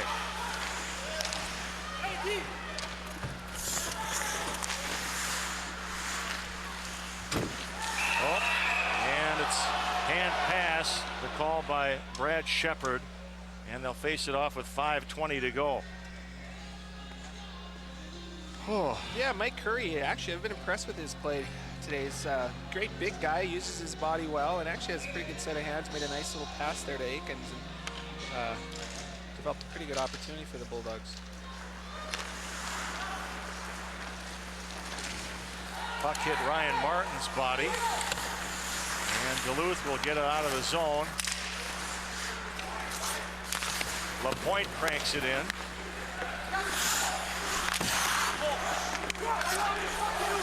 North Dakota with Ryan Martins as we're down to 5 minutes left in the middle period. Malone, the freshman, had it poke checked away by another freshman, Olberg. Sioux stay with it though. Martins, bouncing puck. Fretton right on the stick save, loose puck, and the Bulldogs' Curry had it, or Garletts that is, and the net came off its moorings. And we've got to stop here with 4:37 to go. Yeah, Ryan Martin's line doing a nice job. Got a pretty good opportunity. Ryan Martin's played very well this afternoon. Moved up to the third line because of the injury. He's on the power play. He's killing penalties and just doing a great job 5-on-5. So that's very encouraging for the Sioux to see Ryan step forward like he has. Brad Malone there from Miramichi, New Brunswick. Now, did I say that right? Yep. You're from Canada. Miramichi? Yeah. That's right. That's good enough for you, eh? Works for me.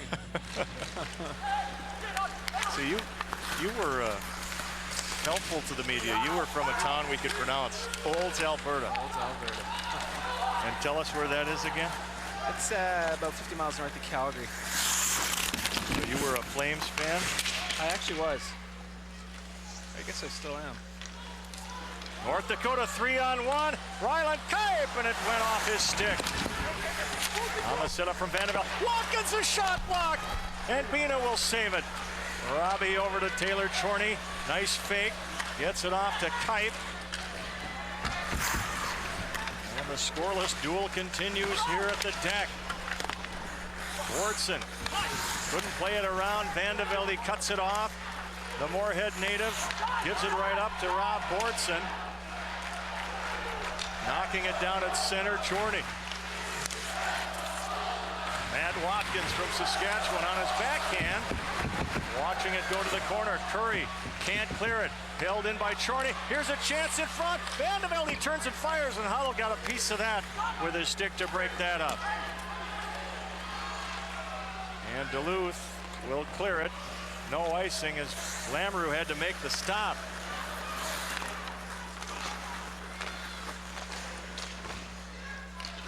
So Duluth's scoreless streak continues, but the Sioux haven't scored either here. A tension-filled game here on Sunday afternoon. Oshie trying to get it away. McGregor Sharp in there. Took it away. McGregor Sharp still with it. Trying to elude Oshie, but now Finley slows him down. Sharp gets it off. Nick Kemp dropping it for Schmidt. Finley pins Sharp to the boards. In front it comes. Oshie directs it out of harm's way to Duncan. 3-on-2 come the Sioux. Duncan, Oshie, and Kozak. Ryan Duncan with Palm watching him. North Dakota in a defensive change, so they didn't have any point men to pass to. Kozak dives to keep it alive in the corner, but the Bulldogs will clear it. No icing here with 2:15 to go. Duluth making a change, as does the Sioux, as do the Sioux. Sorry, Mom. Zajac in now. Miller in front. Oh, Radke tried to deflect it, and Stalock makes a tremendous save. 2:02 to go on the Fighting Sioux Sports Network.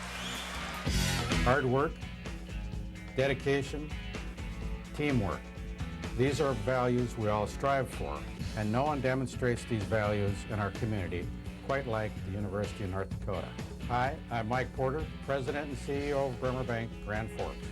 Bremer is proud of the University of North Dakota and all they've accomplished, both academically and athletically. Join Bremer in saying thanks for the excitement and the great example UND sets in our community. Bremer Bank, taking action. Well, Kyle Radke nearly broke the tie. Yeah, great play by Brad Miller. He actually saw Radke streak into the net, made a nice pass, and Radke directed towards the net. Stalock just made a great save to keep this game scoreless. 23 shots for North Dakota, 17 for Minnesota Duluth, and we are still at 0-0. Greer in front, taken away by Chorney, and back come the Fighting Sioux. Miller across. Cascalenda ties him up. 5 players convene, and in to get it Myers. Final 90 seconds. Oh, it took a hop over Jones's stick, and Chorney is there to mop up.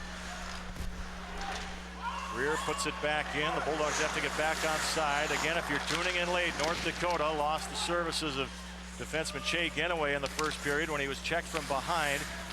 We haven't gotten any official word on his injury. Michael Gergen was ejected from the game for that check from behind for Minnesota Duluth. And an icing call here with 59.7 seconds to go.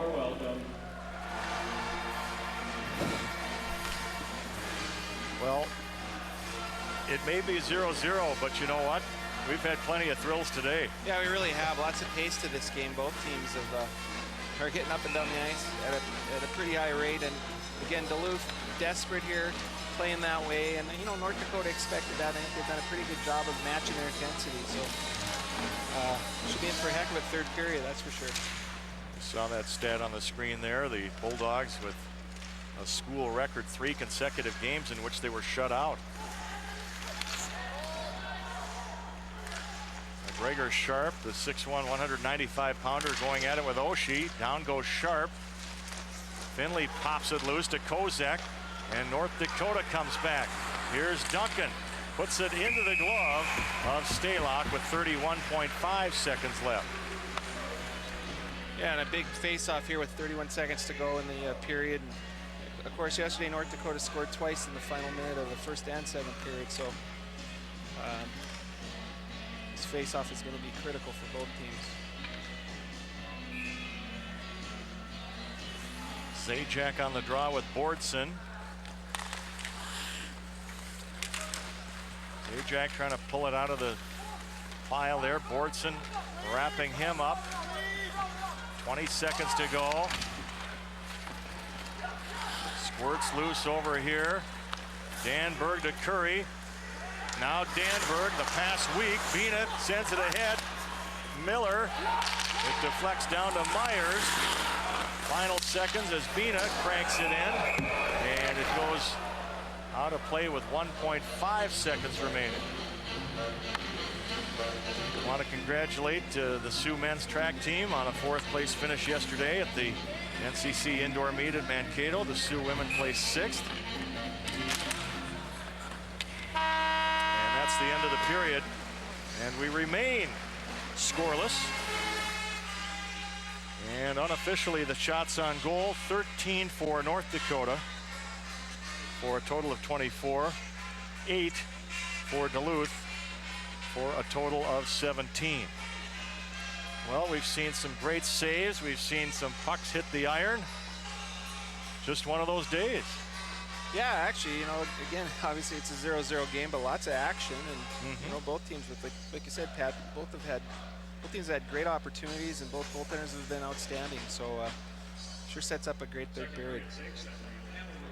I've often said one of the most exciting games I ever saw in my life was in the old World Hockey Association, when the Minnesota Fighting Saints and New England Whalers played to a scoreless overtime tie.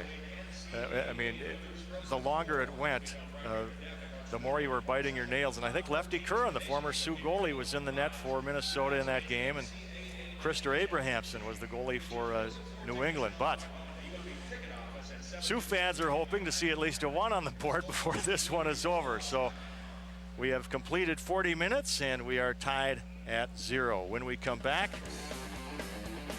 a look at Sioux forward TJ Oshie, and we'll visit with Kevin Pates of the Duluth News-Tribune on the Fighting Sioux Sports Network. All the hooks, trips, hacks, and double teams. The effort Oshie made last Sunday to feed the puck to Andrew Kozak for the only goal of the game seems to capsulize what Oshie goes through game in and game out. It's actually a little bit of motivation. You know, it gets me more excited when you know, I can beat 2 guys and make a play, and you know, things weren't going my way offensively that game, kind of all weekend, I guess, scoring wise, and I guess when that comes, you just got to work harder, and that's what I did. Worked as hard as I could, and eventually it paid off. Well, he just has a different level, you know, that he can bring himself to competitively, and we've seen it consistently. It wasn't just, you know, one play on Sunday. It was consistently through that hockey game. It's been consistently over the past couple of months that we've seen that elevated level of competitiveness. That's 2 weekends in a row. You know, on Friday against Denver, he made a tremendous play on the game-winning goal. Sunday, again, he makes a tremendous play for a game-winning goal. But it's not just those things. You know, I think it's what he's doing at both ends of the rink. His competitiveness and his level of play right now is outstanding. And you know, he's truly you know, on the ice and in the locker room leading our hockey team. TJ Oshie, a remarkable player. We're very happy to welcome into our Fighting Sioux Sports Network booth right now Kevin Pates, the longtime hockey writer for the Duluth News-Tribune, which is now a part of our company, Forum Communications. Yes, indeed. We were part of the gigantic Knight Ridder system for a number of years, and they dissolved over a year ago, and there were a number of different papers that were up for sale. Indeed, we want to thank everybody who entered our Grand Cities Hockey Getaway Contest. We got entries from all over North Dakota, from all over Minnesota too, several cities in South Dakota, including Pierre, Rapid City, Sioux Falls, Vermilion, Watertown, Webster, Renner, Mitchell, Harrisburg. Got some entries from Bashaw, Alberta, Winnipeg, Lakewood, Colorado, Idaho, Texas, Tennessee, Wisconsin, Iowa, Kansas, Washington, Ohio. We appreciate your viewership and participation. North Dakota and Duluth getting started here in period 3. Who will break the scoreless deadlock? If anyone. Kyle Schmidt wheeling in for the Bulldogs, a shot wide of the mark. As Duluth makes a change on the fly, and we've got a stop and play here with 19:24 to go. Well, that was a wild bounce, just a harmless looking shot that went wide and right on the ice, ended up out of the building. I don't know how that even happened, but I'm glad you saw it, because I'm competing up here. If you weren't with us yesterday, when the puck goes down to that lower right corner, I have to peek around our cameraman, Scott Lima, who is inches away from me. He is running the camera that is located very high here in the building. And we're at some rather close quarters, so I have to kind of crane my neck down there. Here comes Watkins for North Dakota, off to Ryland Kipe, working free, and the shot right into Alex Stalock. And a held puck here with 18:55 left. yeah, pretty good pace to start the third period. Nice play by Kuiper just to get it to the net and see what happens. And it's probably a pretty good idea here in the third period. Keep it simple, lots of pucks to the net. Chorney trying to sidestep Fulton. Chorney maneuvering. Gets it out past Malone there, but sending it back in is Jones. Sioux return to get back on side.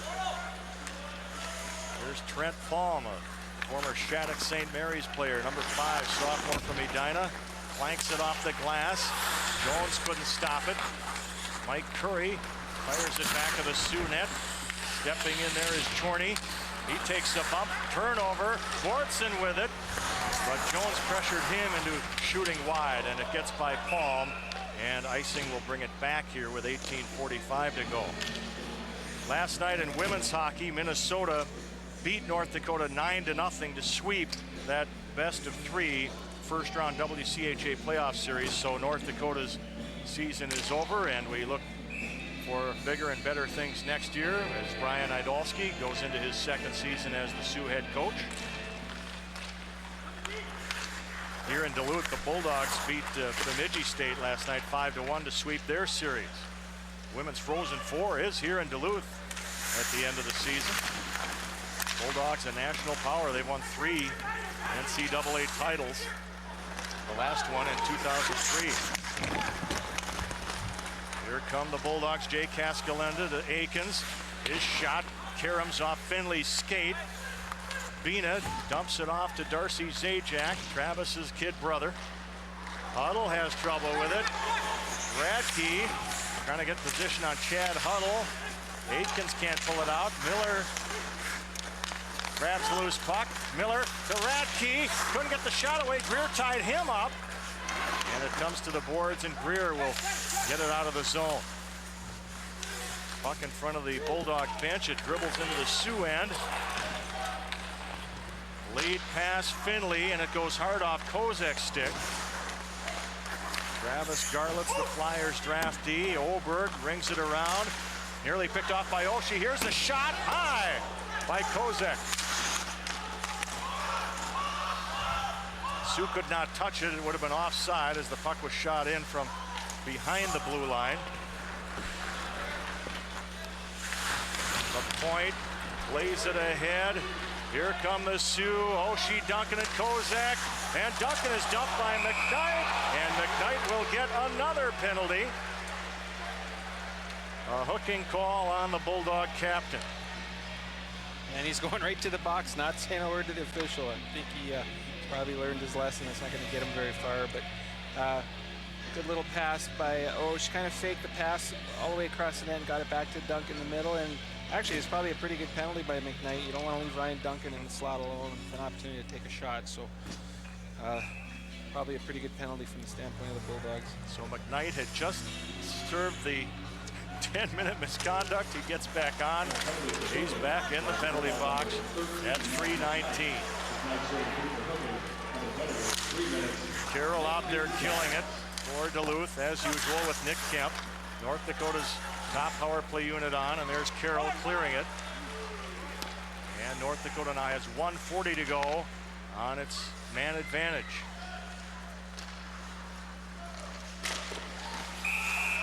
And it's offside with 1:32 left on the Bulldog penalty.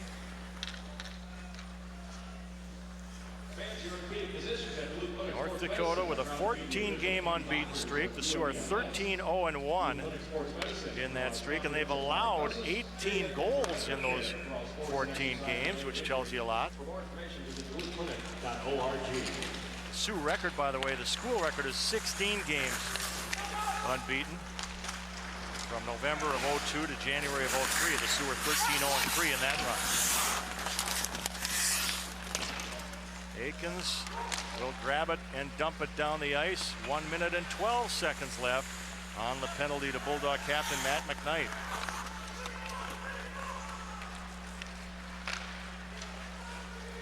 Brad Miller now rolling into the corner. Martins and Cascalenda. Cascalenda takes down Martins. Out it comes to LaPointe. Here's Finley with it. Big Joe off to the freshman. LaPointe had it blocked by Schmidt, and Carroll will clear it. And it hits into the Sioux bench and comes back into play. So the whistle blows with 49 seconds left on the Bulldog penalty. There you see the current streak is tied for 3rd on the UND all-time list. It was a 15-game unbeaten streak in 1980, spanning actually 2 seasons there. But the big one, 16 games just a few years ago. Next week, North Dakota at home against St. Cloud State to finish the regular season. It's whistled offside here. And Duluth will go to Minnesota. Denver and Colorado College will play a home and home, and Michigan Tech goes to Mankato. So a lot to be decided in that final weekend. Anchorage and Wisconsin are not playing next weekend, oddly enough. A scheduling quirk that not many people are too excited about. Oh, here's a chance. Curry on the loose puck. Mike Curry breaking in. Bina will get a penalty. Lamoureux made the stop. And another hooking call here. Yeah, another probably a pretty good penalty by Robbie Bina there. I would agree. Got Curry tied up just enough so he couldn't get a real good shot on net, but he would have been in alone. So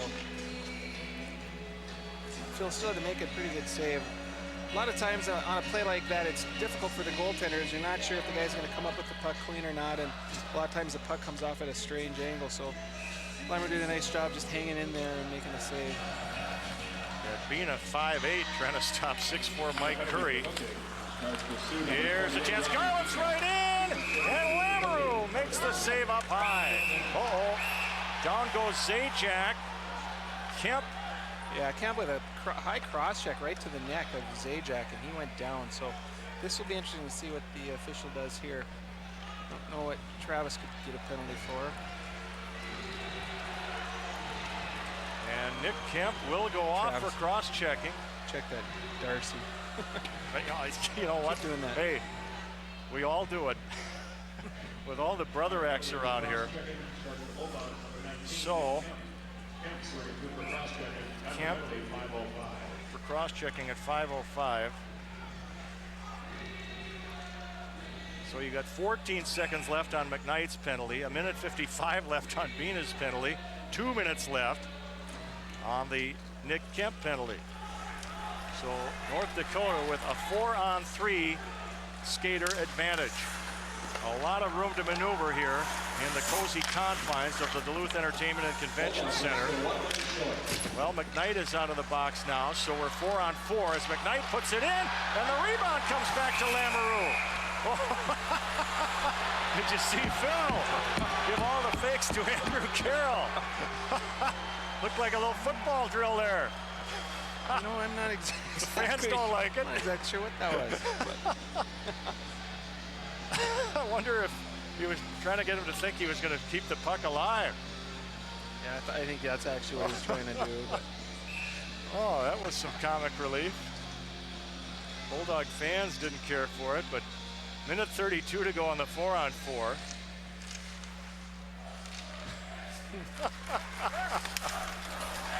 I think we needed that in this 0-0 game. Watkins for North Dakota. Down goes Ryland Kipe. Watkins gets back up from his knees. Cascalenda ties him up, stepping in McKnight. Gets the pass off to Myers. He directs it in. Myers will go to the bench, replaced by Garlitz. Oberg also replaces Cascalenda. As North Dakota clears ahead, Watkins off to Kipe. Oh, he'll take the tight angle shot, and it goes high. Oh, nice work by Chorney to keep it alive in midair at the line. Kipe with it and rolled off his stick, and he was unable to get the shot away as Garlitz had him covered. Finley shot high off the mark. 43 seconds left in the 4-on-4. And then the Sioux will have a 5-second power play. Loose puck, on it is Carroll. Shot blocked by Zach Jones, number 6. 25 seconds left in the 4-on-4. According to the board here, the Sioux have not gotten any shots on goal here in the third period. Duluth has gotten 4. Finley runs Cascalenda down. Joe with the puck here with 5 seconds left on the first penalty. Carroll centering attempt hit the back of the net. North Dakota's Bina is back on. 3 seconds left in the Kemp penalty. And now the Bulldogs are back at full strength. They were looking to break it to Oshie, no icing. North Dakota makes a change on the fly. Duncan pressuring Garland. Well, now the Bulldog fans giving Lamoureux a little hard time, shall we say. That's a nice way of putting it, I guess. Well, got to clean it up for TV. Icing is the call. It's 0-0 on the Fighting Sioux Sports Network.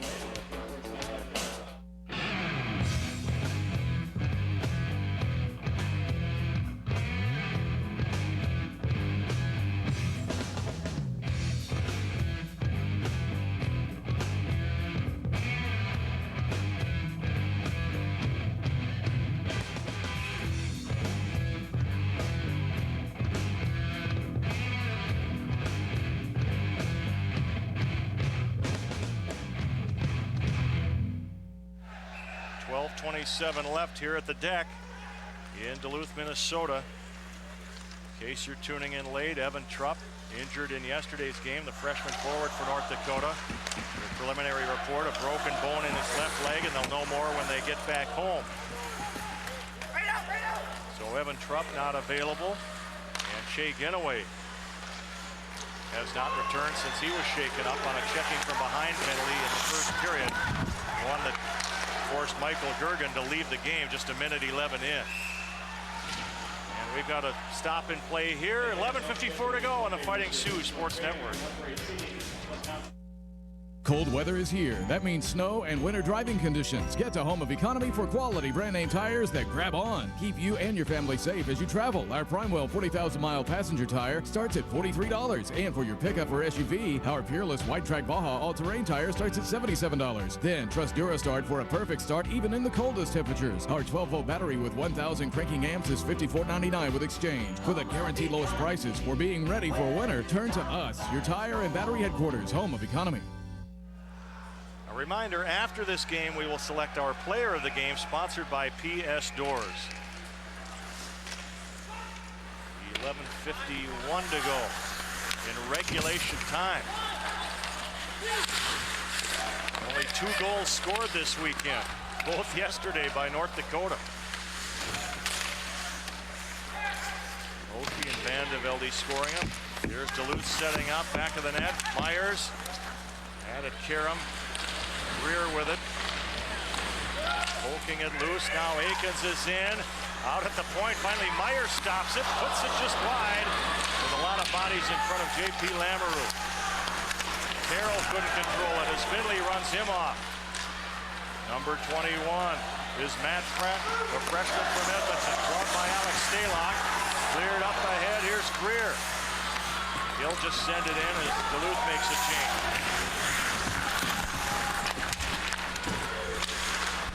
Sioux looked to lead it to Malone. He had to, there's a check in the back from Garlitz. Play continues.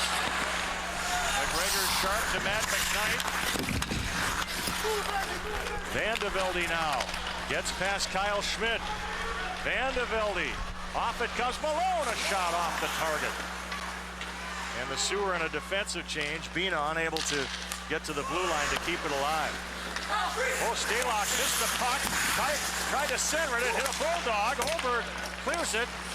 And McKnight gets it out of the zone. Another change here for Minnesota Duluth. To center, Chad Hunnell, the freshman from Hermantown, pumps it in. As we approach the midway point of period 3. Greer sets up back of the net. Kemp tries to get the shot away, and it went high. He got tied up, and it looked like Lamoureux may have gotten part of that with the glove. Yeah, I think Watkins held him up there just at the last second, but somehow they kept that out. I'm not sure what that hit. Another change here for North Dakota. As the Oshie, Duncan, and Kozek line hit the ice. Loose puck, here's Duncan.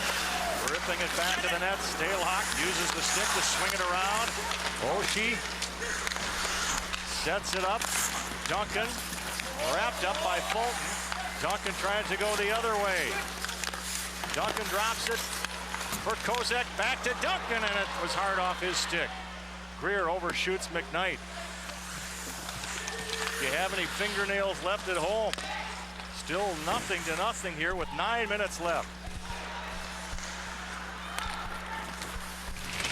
Sharp pushes it into the Sioux end and takes a bump from Finley. Centering pass, Sharp, and a goal!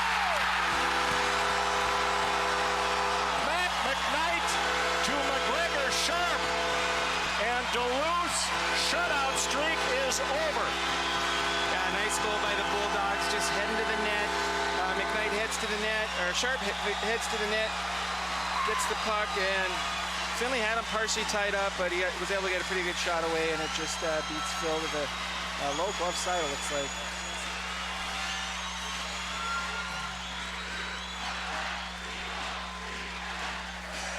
Lammer had a piece of it, but it just got by him. So after 232 minutes and 10 seconds of scoreless hockey, Duluth finally has a goal at 11:10. McGregor Sharp, his 7th of the year, from Matt McKnight and Kyle Schmidt. And more importantly, Duluth has a 1-0 lead in a game that they need.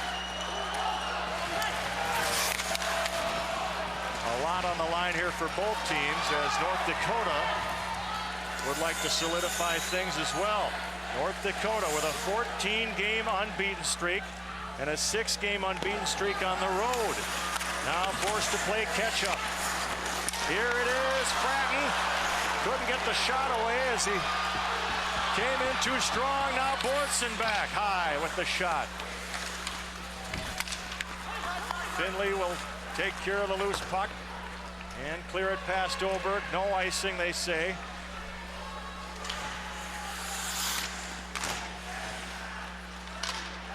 Duluth scoring on its 23rd shot of the game. Icing will bring it back with 7:37 to go. 1-0 Dogs on the Fighting Sioux Sports Network. At Lithia Chrysler Jeep Dodge of Grand Forks, we're bringing you a better way to buy. With Assured Cars and Trucks, you're in the driver's seat. Every new and used vehicle we sell has a low price clearly posted, so it's easy to shop. Like a new 07 Jeep Liberty Sport 4x4, just $17,999 with 3 in stock to choose from. But that's just the beginning. With Assured, you're in complete control. Let us show you the difference today. At Lithia Chrysler Jeep Dodge of Grand Forks. And here's what the scoreboard said here at the deck after that goal. Goal finally, after 232 minutes and 10 seconds. Yeah, it'll be real interesting to see how the teams respond here. They say that, you know, that first shift after a goal, either scoring or getting scored on is so important to a team. And this is actually UND's second shift. The first shift was good. Actually had a good chance. Fratton just, I think it was actually Pina sweeping in alone and just got it over there. He was in all alone, so that's positive. How does your team respond after you give up a goal? And the Sioux look like they've responded pretty well here. There is Jay Genoway with his left arm in a sling. Jay knocked out of the game. Oh, here's a chance. Kozak scores! Oh, Duluth did not take care of the puck. Andrew Kozak came right in and ripped it home to tie the game at 1. Yeah, just a mishandled puck by the Duluth defenseman, and Kozak, no mistake, he just let her rip and right through the legs. Again, that shot of Andrew Kozak, that is an NHL caliber shot, and he didn't hesitate. It was a one-timer. Goaltender had no chance on the play. 12:50 the time of the goal. Kozak is 15th of the season. He takes over the team lead in goals.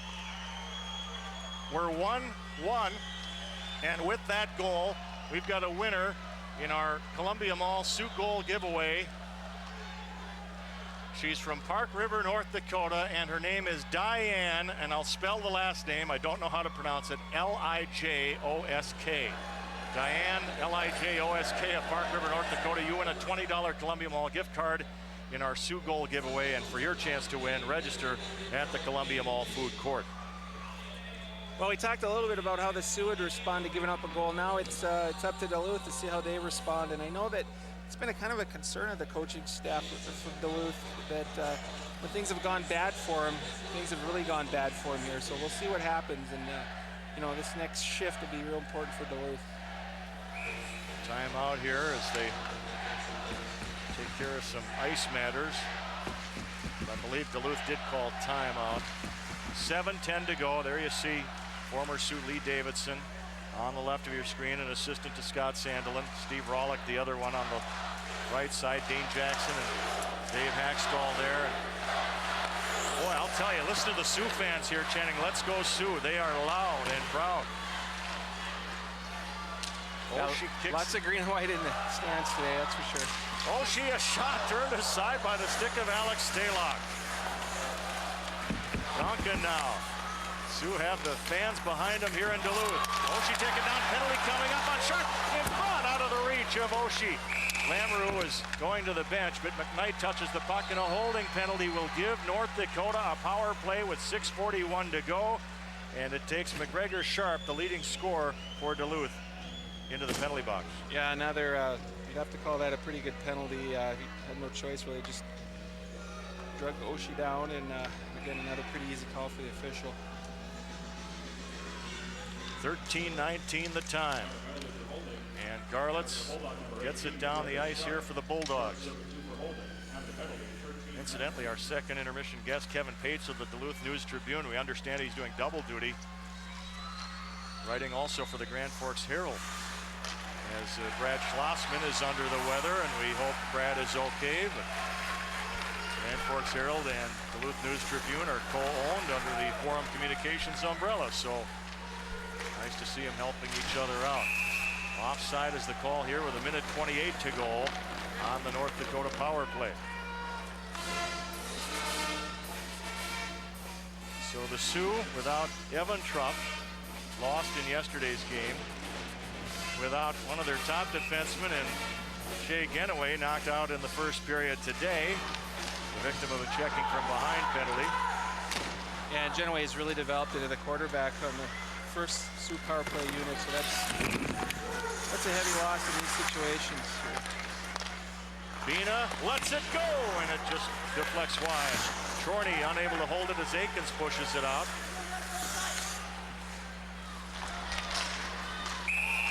And another offside call here with 1:02 left on the penalty to Duluth's McGregor Sharp. Well, that also broke a streak for that first Duluth goal, also broke a streak for North Dakota. And let's see, that was 196 minutes, 42 seconds that the Sioux had in their streak of shutting out opponents. Sioux blanked Bemidji State a week ago today and blanked Duluth here yesterday.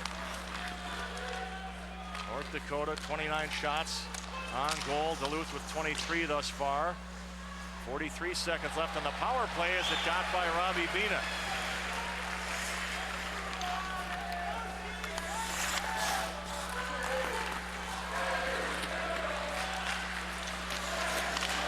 Andrew Carroll, they started chanting his name here, and he made a play at center to stop the rush. And we're down to 21 seconds left for power play time for North Dakota. Look at Carroll barrel into LaPointe. One more rush here for North Dakota on the power play. Miller cuts in, a shot and a stick save for Stalock. Van de Velde on the rebound. Out it comes. LaPointe settles it down, feeds Miller. Brad Miller looks, gives to Oshie. Penalties over, talks at full strength. Crony shot blocked by Oberg. Van de Velde will get there. Van de Velde still with it. Trying to pop it loose now. Aikens throws it, batted back in by LaPointe, but Carroll sends it down the ice, and it'll come back on icing. Van de Velde gave Carroll a little shot in the back, and Carroll giving him the eye as they go to their respective benches here with 4:25 left. Yeah, Brad Miller with a great opportunity. Real nifty player, great offensive skills, and he had a great opportunity there. cut to the middle and shot all in one motion, and Stalock had to make a nice save. Hope you're enjoying our road coverage on the Fighting Sioux Sports Network. Bina lets it go, and that's stopped by Aikens along the way. Oh, he had his teammate Greer ready for him, and he overshot him. Paul can't hold it in. Aikens does. Zajac unable to. Pass to Curry. It was in his skates. They put it in the crease. Loose. Still loose. And North Dakota with Ryan Martins gets it out of the zone. Oh my, here's Curry again. Off to Palm. The defenseman will swing it to the boards. It'll come to Curry. Goes through into the corner.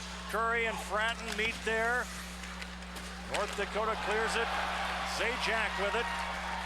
He'll just loft it down the ice. And this will be called icing with 3:37 to go on the Fighting Sioux Sports Network. Hard work, dedication, teamwork. These are values we all strive for, and no one demonstrates these values in our community quite like the University of North Dakota. Hi, I'm Mike Porter, President and CEO of Bremer Bank, Grand Forks. Bremer is proud of the University of North Dakota and all they've accomplished, both academically and athletically. Join Bremer in saying thanks for the excitement and the great example UND sets in our community. Bremer Bank, taking action. We're tied at 1 here in Duluth. Both goals coming in the third period. McGregor Sharp for the Bulldogs. At 11:10, Andrew Kozek for the Fighting Sioux at 12:50.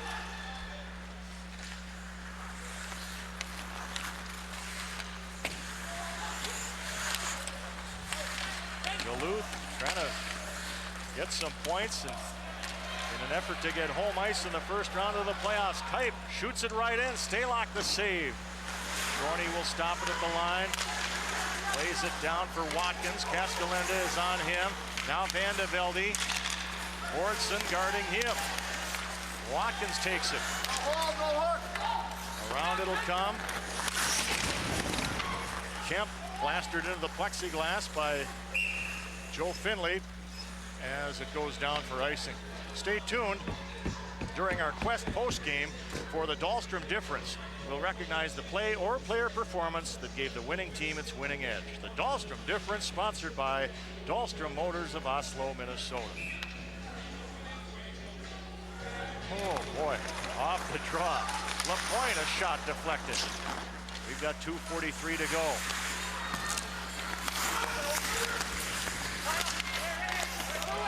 Oberg tries to clear. It comes to Kyle Schmidt.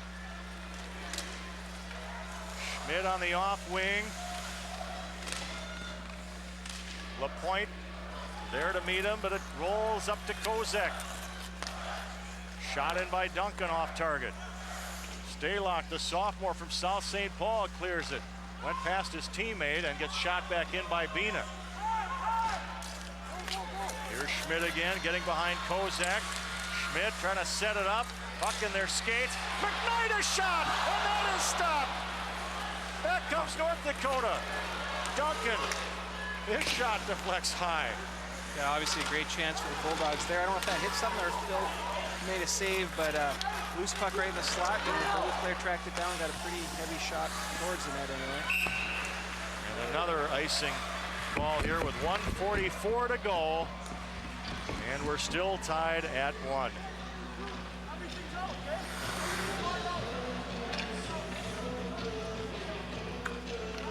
Yesterday, UND posting its 17th WCHA win, which is Dave Haxtall's career high. Finley off the draw, whistles it high. Goes outside the line. Bina puts it in, but the Sioux get back on side. Garlitz put it right past his teammate Curry, and now Finley directs it to Bina. Off Zajac's stick, Garlitz takes over. We're in the final 81 seconds here, and a stop in play with 1:21 to go. Yeah, both teams being a little careful, obviously, with 1:21 to go. You don't want to give up any outnumbered situations. You want to make sure you keep the puck in front of you. And at the same time, obviously, both teams are trying to win the game, so it'll be interesting minute and a half here. 30 shots for the Sioux, 23 for the Bulldogs.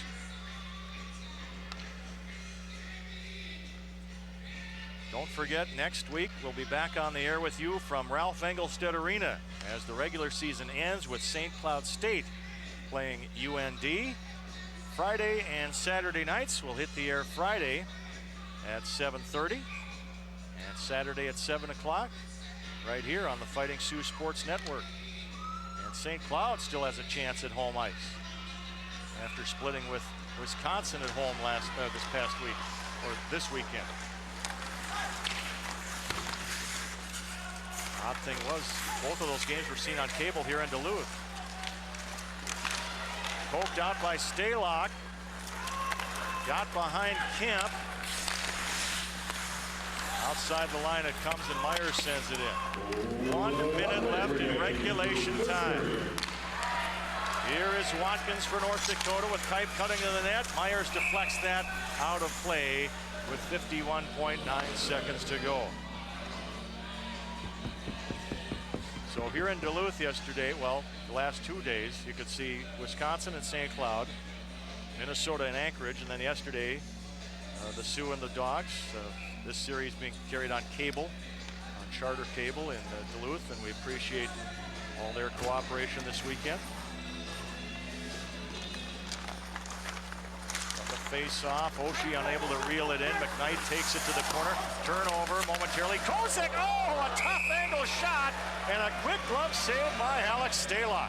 Yeah, Stalock had to be alert. Kozak again. As soon as the puck is on his stick, it's gone, and that's it's always dangerous every time he's on the ice and gets an opportunity to shoot the puck. So we've got 43.3 seconds left. And North Dakota trying to make a change here. They're sending Taylor Chorney back to the bench. The officials say you can't come on yet. They were ready to drop the puck. Picked off Duncan. 35 seconds left. Turnover to Cascalenda. Here comes McKnight. Long shot, and it's whistled offside. Would not have counted had the puck gone in. We've got 28.8 seconds to go.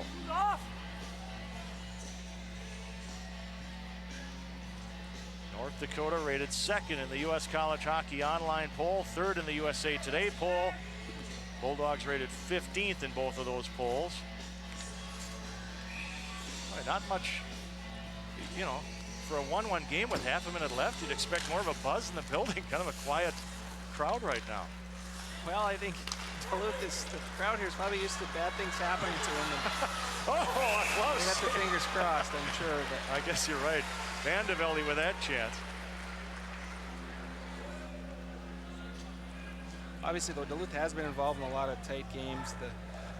8 overtime games. You know, haven't lost yet in overtime. They've won twice, 6 ties in 8 overtime games, and they've been involved in also 4 games they've lost by a goal. So they're not. This is nothing unusual for them. They've been involved in a lot of tight games. Dogs are only 6-5 and 5 at home this season. McKnight will chip it down, and icing waved off. 5 seconds left here.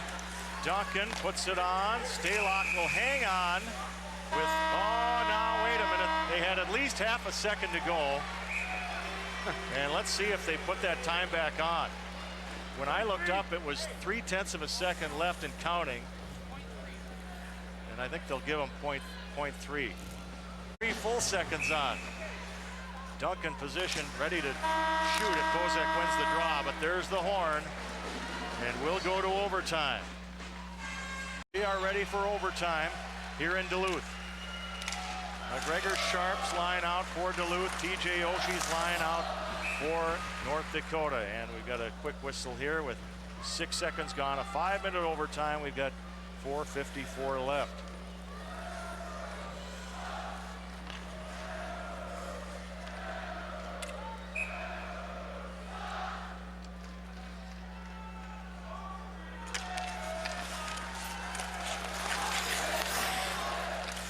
Pina sends it in. The blocker of Stalock directs it into the corner.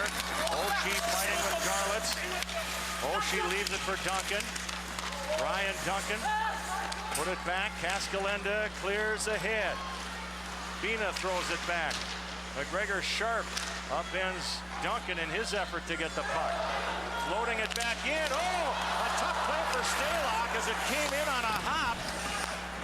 High in the air, and Kozak crossing in front of him. And another stop here with 4:20 to go. Yeah, that was a very clever play by Oshie. He flipped it up high, and Kozak had a beat on it. Very fortunate bounce for the Bulldogs there. A lot of times when a puck's that high, it doesn't come off square, but it did. Stalock was able to get his glove on it and at least keep it out of the net. Watkins had it poke check back. Joe Finley a shot. Oh, bounced off Vanderbilt. He just wide. Kai puts it in front. Vanderbilt knocks it in, and North Dakota wins it.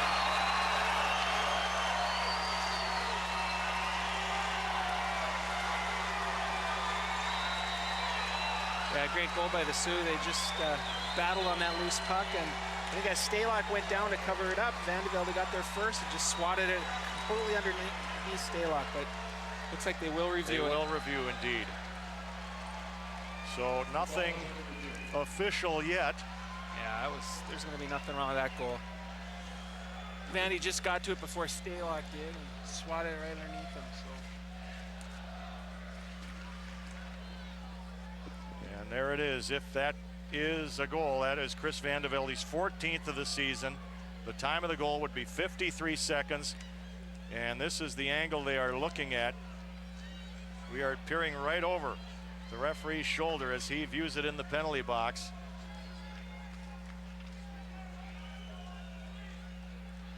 The Sioux all on the ice waiting.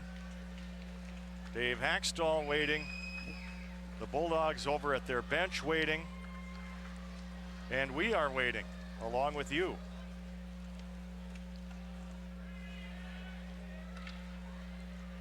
I agree with you, Tarek. Looks like Vandervelde just whacked it in before Stalock could get his glove down on it.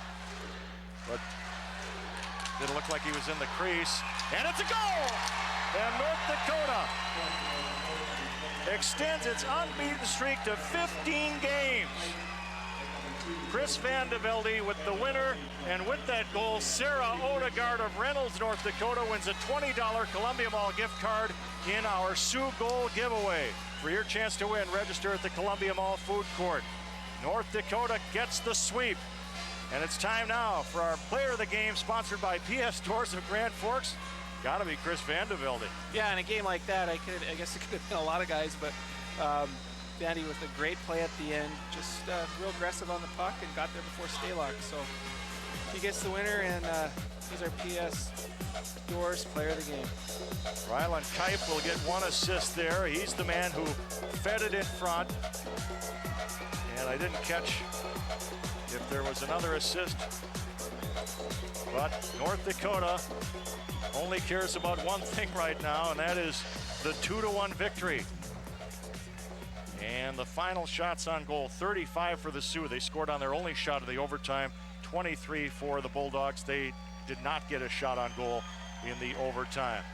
North Dakota's fans over there in that corner giving them a nice ovation as they leave the ice and head home for their final series of the regular season against St. Cloud State. And Scott Sandelin still jawing here with the referee, Brian Thule, but Sandy now retreats into the tunnel as the Bulldogs scored first in this game but could not finish it off, and North Dakota gets the win 2-1 in overtime. North Dakota with 23 wins, 8 losses, 2 ties overall, 18 wins in conference play against 7 losses and a tie. And we'll be back on the Fighting Sioux Sports Network with our Quest postgame.